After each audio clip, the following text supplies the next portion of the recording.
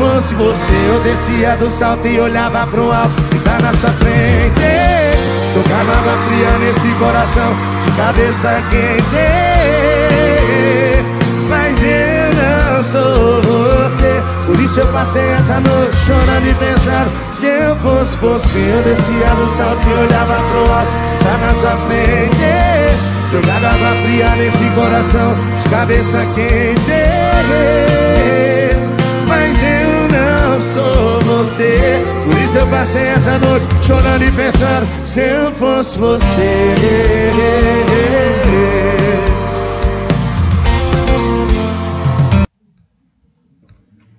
Então, sejam bem-vindos a mais um vídeo, voltando às nossas gravações, embora não com a mesma regularidade que era o ano passado. Ainda não estamos regularizados, mas, como eu já disse, esporadicamente a gente vai fazendo vídeos até resolver finalmente o negócio da minha pós-graduação. Tá acabando. Bom, a primeira pergunta que deve surgir na cabeça de vocês é: por que começar um vídeo sobre Descartes, que o título está falando sobre Descartes, com um sertanejo ruim?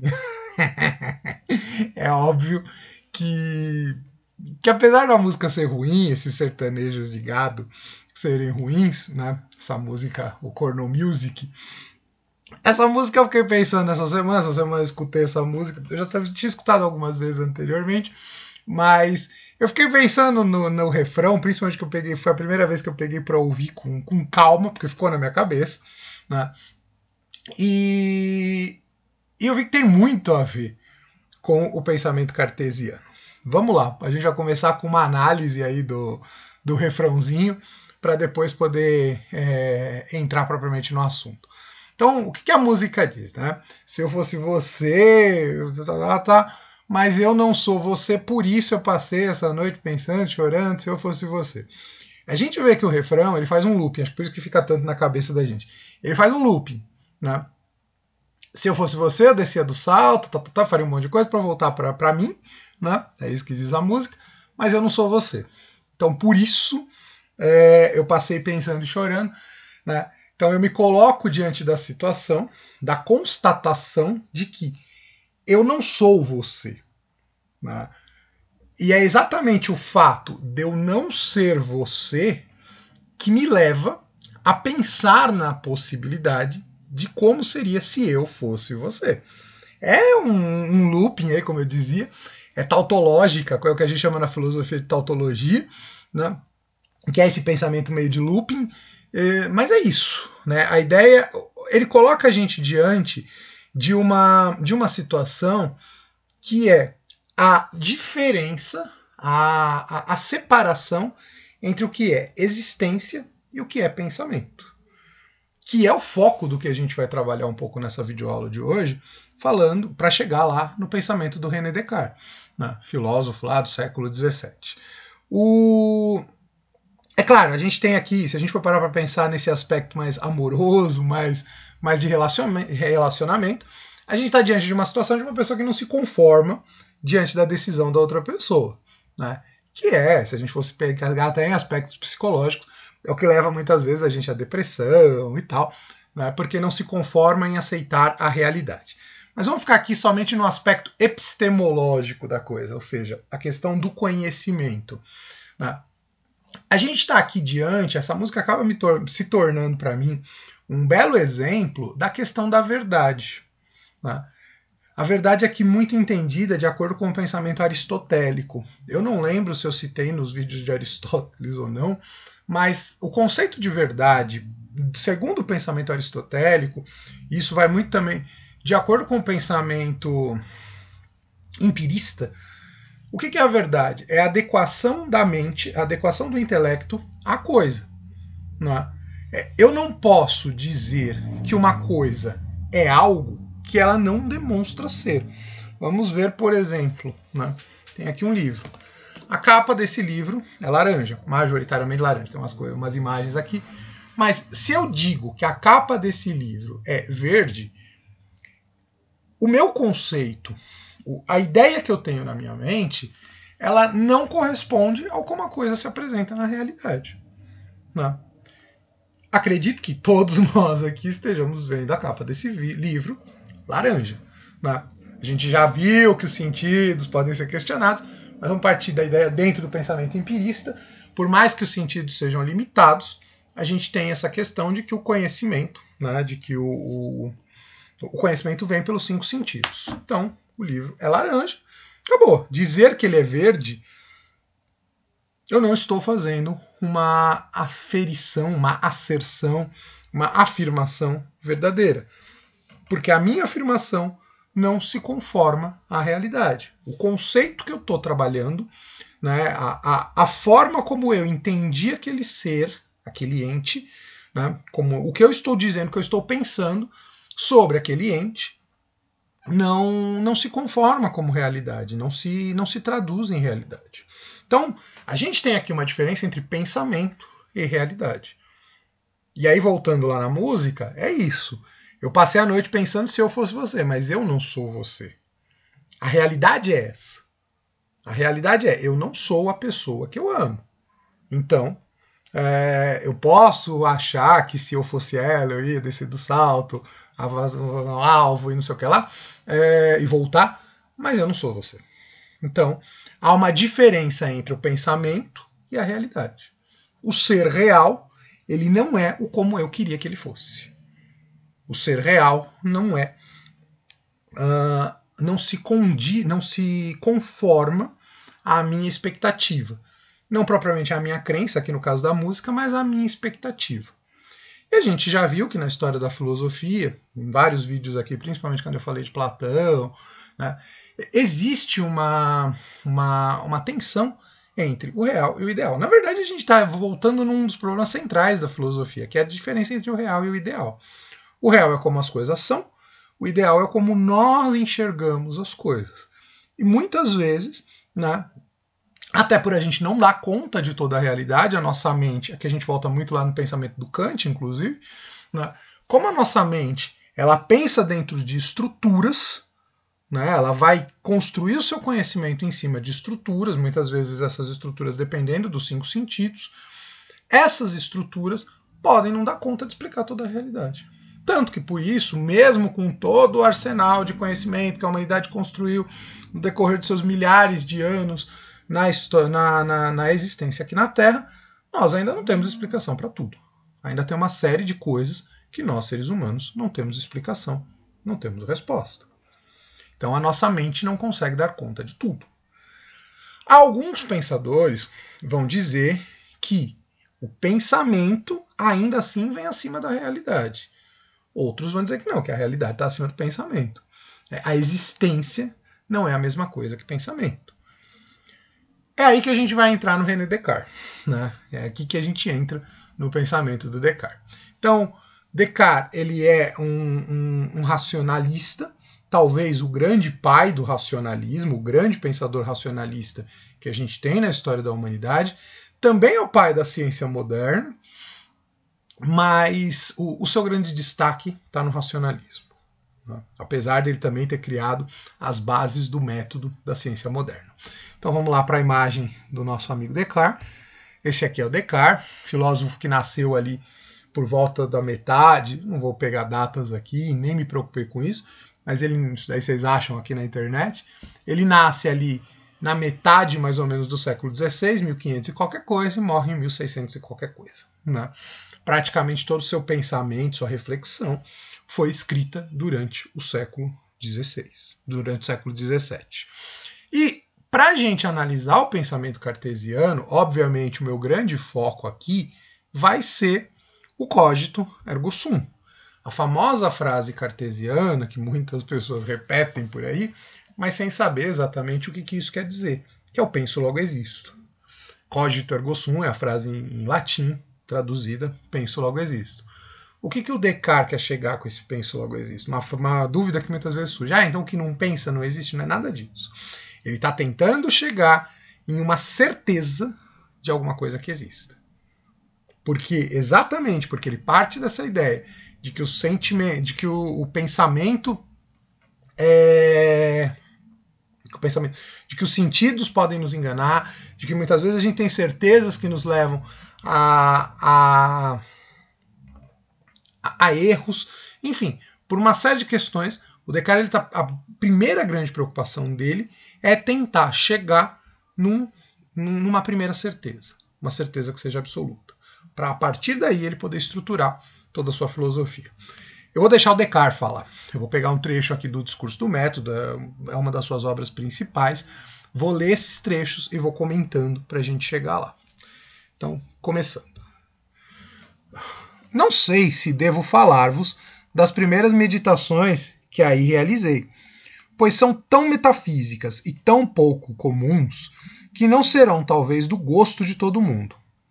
E, todavia, a fim de que se possa julgar se os fundamentos que escolhi são bastante firmes, vejo-me, de alguma forma, compelido a falar-vos delas. Tá, aqui que a gente está vendo. O Descartes está dizendo, bom, primeiro de tudo, ele faz todo um mise-en-scène ali no começo, falando, bom, não sei se eu falo, não sei se eu não falo, mas é tão importante o que eu pensei aqui, das minhas reflexões, que eu tenho que falar. Eu me sinto compelido a falar o que ele fala. Já muito observara que, quanto aos costumes, é necessário, às vezes, seguir opiniões que sabemos serem muito incertas, tal como se fossem indubitáveis, como já foi dito acima. Mas por desejar então ocupar-me somente com a pesquisa da verdade, pensei que era necessário agir exatamente ao contrário, e rejeitar como absolutamente falso tudo aquilo em que pudesse imaginar a menor dúvida, a fim de se ver, após isso, não restaria algo em meu crédito que fosse inteiramente indubitável. O que o Descartes está dizendo aqui? Ele está dizendo que, bom, vamos fazer o seguinte, eu vou partir da seguinte ideia, eu vou duvidar da existência de tudo. É o que a gente chama, né, é o que Descartes chamou de dúvida hiperbólica. A hipérbole lá, como a gente vê em português, não é de matemática, que é de matemática aqui não tem nada a ver, mas a hipérbole em português é uma figura de linguagem que a gente fala que está relacionada a exagero.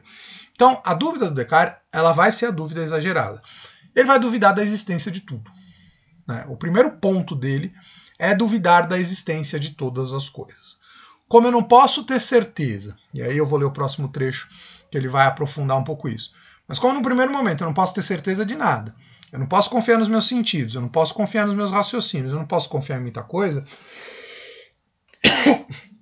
Então, dentro dessa ideia, eu só posso ter uma atitude, duvidar da existência de tudo, inclusive da minha própria existência. Afinal, quem garante que isso aqui não é tudo um sonho? Não é tudo uma ilusão? Então, eu preciso acreditar, eu preciso partir da existência de alguma coisa. E num primeiro momento, o primeiro ponto que o Descartes vê como para chegar em alguma coisa é duvidar da existência de tudo. Eu não posso confiar em um monte de coisa, então não vou confiar em nada mesmo. Em nada do que eu acreditei como verdade até agora. Assim, porque os nossos sentidos nos enganam às vezes, que supor que não havia coisa alguma que fosse tal como eles nos fazem imaginar. É aquele ponto que eu já disse aqui no vídeo, já disse diversas vezes. Na história da filosofia, sempre há uma tendência a se duvidar dos 5 sentidos. Afinal, existem momentos que eles nos enganam claramente, quem garante que eles não estão enganando a gente sempre. E porque há homens que se equivocam ao raciocinar, mesmo no tocante às mais simples matérias de geometria, e cometem aí paralogismos, rejeitei como falsas, julgando que estava sujeito a falhar como qualquer outro, todas as razões que eu tomara até então por demonstrações. E, enfim, considerando que todos os mesmos pensamentos que temos quando despertos nos podem também ocorrer quando dormimos, sem que haja nenhum nesse caso que seja verdadeiro, resolvi fazer de conta que todas as coisas que até então haviam entrado no meu espírito não eram mais verdadeiras que as ilusões dos meus sonhos. Então, nesse segundo slide, a gente está vendo o Descartes apresentando todos os possíveis erros que a gente cai. Os sentidos, os sonhos, os erros de raciocínio, ele fala ali da geometria, dos paralogismos. Então, ou seja, ele vai falando todos os possíveis erros que nós caímos ao acreditar nas coisas, que ele fala, eu também estou sujeito a acreditar em todos esses erros. Assim como outras pessoas erram, eu também estou sujeito a errar. Isso pode ser próprio do ser humano. Então, eu não posso tomar nada como verdade, né? Então, partindo dessa ideia, eu vou duvidar da existência de tudo. Só que é nessa dúvida que ele vai chegar no seu primeiro ponto de certeza. Mas, logo em seguida, adverti que enquanto eu queria pensar que tudo era falso, cumpria necessariamente que eu, que pensava, fosse alguma coisa. E notando que esta verdade, eu penso, logo existo, era tão firme, tão certa, que todas as mais extravagantes suposições dos céticos não seriam capazes de a abalar, julguei que podia aceitá-la sem escrúpulo como o primeiro princípio da filosofia que procurava. O que o Descartes está querendo dizer aqui? Que é quando ele chega no penso, logo existo, e como terminou ali, é o ponto seguro da sua filosofia, é o ponto seguro da filosofia que procurava. Então, estou duvidando da existência de tudo. Não tenho como afirmar se nada é verdadeiro. Não tenho como afirmar que o livro que eu estava usando como exemplo é verdadeiro, que eu aqui sou verdadeiro, que esse quarto seja verdadeiro, que tudo que eu vivenciei até agora seja verdadeiro. Não tenho como, num primeiro momento, dizer que tudo isso seja verdade. Então, estou duvidando da existência de tudo. Partindo dessa ideia de que eu estou duvidando da existência de tudo, o ato de duvidar me leva a uma primeira certeza, que é o próprio ato de duvidar. Duvidar é uma forma de pensar. Então, a partir do momento que eu, enquanto ser dubitante, o ser que duvida, é nesse processo de duvidar da existência de todas as coisas que eu me percebo como um ser dubitante, um ser pensante. E aí eu chego na certeza da minha existência. Duvidando da minha existência, eu chego na certeza da minha existência. Basicamente é isso. Vejam como tem muito a ver lá com a música, não foi à toa que eu peguei. Da mesma forma que, vou fazendo o paralelo, da mesma forma que é exatamente pelo fato de que eu não sou você, que eu penso como seria se eu fosse você, porque uma vez se eu fosse você, eu não pensaria em ser você, eu seria você. Da mesma forma, é duvidando da minha existência que eu me percebo como um ser pensante e consigo entender e consigo concluir que eu existo. Duvidar é uma forma de pensar, eu penso, eu existo. Cheguei à certeza da minha existência. Não é que só existe quem pensa, como muitas vezes as pessoas saem concluindo por causa da frase do Descartes. Mas eu tenho certeza da minha existência, porque eu consigo perceber o meu processo de pensamento. Eu posso, de repente, estar aqui envolvido num mundo que é todo falso, todo ilusório, mas eu, como ser existente, eu não tenho como negar. É um pouco aquela coisa que às vezes a gente se pergunta, quem garante que tudo que a gente viveu até hoje não é um grande sonho? Tinha até um meme que dizia um tempo atrás, que falava, como eu queria acordar agora e acordar de tudo isso e descobrir que eu estou rica em Paris, que eu estou rico em Paris, ou coisa assim. Né?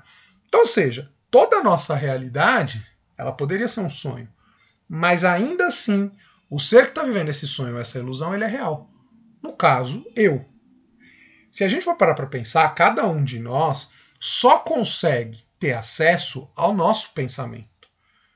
Eu tenho acesso ao pensamento de uma outra pessoa quando eu converso com ela. Mas se essa pessoa é uma projeção da minha mente, se é uma ilusão, não quer dizer que ela realmente está pensando.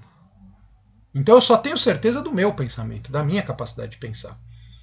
Então a razão, de acordo com o pensamento do Descartes, é o que nos dá a grande certeza. E óbvio, o Descartes está caindo aqui no que a gente chama de solipsismo, é esse processo interno, né? Esse processo de pensar individualmente. Né? Eu consigo só ter acesso ao meu pensamento, ao pensar dentro de mim mesmo. Tanto que o Descartes também não deixa de ser um dos grandes pais do individualismo na história da humanidade. Porque, afinal, a gente está diante da certeza do meu processo de pensamento. Não do processo de pensamento de todo mundo. Eu não consigo saber se outra pessoa pensa ou não. Se outra pessoa não é real, ela não pensa. Vamos lá para as conclusões do Descartes. Depois, examinando com atenção o que eu era e vendo que podia supor que não tinha corpo algum e que não havia qualquer mundo ou qualquer lugar onde eu existisse, mas nem que por isso eu podia supor que não existia. Então, é o que eu acabei de falar agora há pouco. Eu posso ainda continuar imaginando que tudo isso aqui existe, que tudo isso que está à minha volta não existe. Mas o fato de eu penso, logo existo, o fato de eu continuar pensando e duvidando, me dá a certeza da minha existência. Eu posso não ser como eu me vejo no espelho, né, ou eu olhando a câmera que eu consigo me ver, Mas ainda assim, eu existo. Eu existo porque eu sou esse ser pensante. O que, ao contrário, pelo fato mesmo de eu pensar em duvidar da verdade das outras coisas, seguia-se muito evidente e muito certamente que eu existia. Ao passo que, se apenas houvesse cessado de pensar, embora tudo mais que alguma vez imaginara fosse verdadeiro, já não teria razão alguma de crer que eu tivesse existido. Compreendi por aí que eu era uma substância cuja essência ou natureza consiste apenas no pensar, e que para ser não necessita de nenhum lugar, nem depende de qualquer coisa material. De sorte que esse eu, isto é, a alma pela qual sou o que sou, é inteiramente distinto do corpo, e mesmo que é mais fácil de conhecer do que ele. E ainda que este nada fosse, ela não deixaria de ser tudo o que é. Depois disso, considerei em geral o que é necessário a uma proposição para ser verdadeira e certa. Pois, como acabava de encontrar uma que eu sabia ser exatamente assim, pensei que deveria saber também em que consistia essa certeza. Então, é a conclusão. Ele chega na conclusão, ele separa aqui corpo e mente, corpo e alma, ele usa o termo alma, mas ele está usando muito no sentido de mente, não propriamente num sentido mais religioso. Né? Ele separa corpo e mente. Corpo é a parte física pode ser uma ilusão, de acordo com esse pensamento cartesiano, mas existe a nossa mente, a nossa alma, que é a certeza do que a gente existe. O que dá a certeza da minha existência é a minha capacidade de pensar, de acordo com o pensamento cartesiano. Claro que ele depois também vai colocar a questão corporal, a questão material, tanto que ele fala em duas res, a res cogitans, a coisa pensante, e a res extensa. Né? Isso talvez eu possa falar num outro vídeo, mas eu vou ficar nesse ponto aqui nesse vídeo. Então, para a gente entender, pro pensamento cartesiano, o pensamento, a capacidade racional, é o que nos dá certeza da nossa existência. O conhecimento sensível não pode ser levado como objeto para certeza. O que pode nos dar alguma certeza é a capacidade de pensar. E aí a capacidade de pensar que nos leva à certeza de que eu sou um ser pensante. Sendo um ser pensante, eu consigo concluir a minha existência. Eu deduzo a minha existência. Penso, logo existo. Eu sei que eu existo. Esse é o primeiro ponto. É o porto seguro da filosofia cartesiana. É o primeiro grande ponto da filosofia cartesiana. Então Descartes ele aproxima a existência de pensamento. Não que ele vai dizer que o que eu penso existe, mas ele vai dizer que o fato de eu pensar me dá a certeza da minha existência. Então ele aproxima as duas coisas. Bom, é isso que eu queria dizer sobre o pensamento cartesiano. Né? Peço desculpa àqueles que não gostam de sertanejo, eu também não sou muito chegado, mas como eu disse, a música ela me deu uma introdução talvez para facilitar a compreensão do assunto. Espero que tenha facilitado, né? E porque ela faz esse movimento do looping, que é um movimento que de alguma forma o Descartes também faz. Né? Mas é isso. Acho que de maneira geral eu concluo aqui essa exposição sobre o pensamento do René Descartes.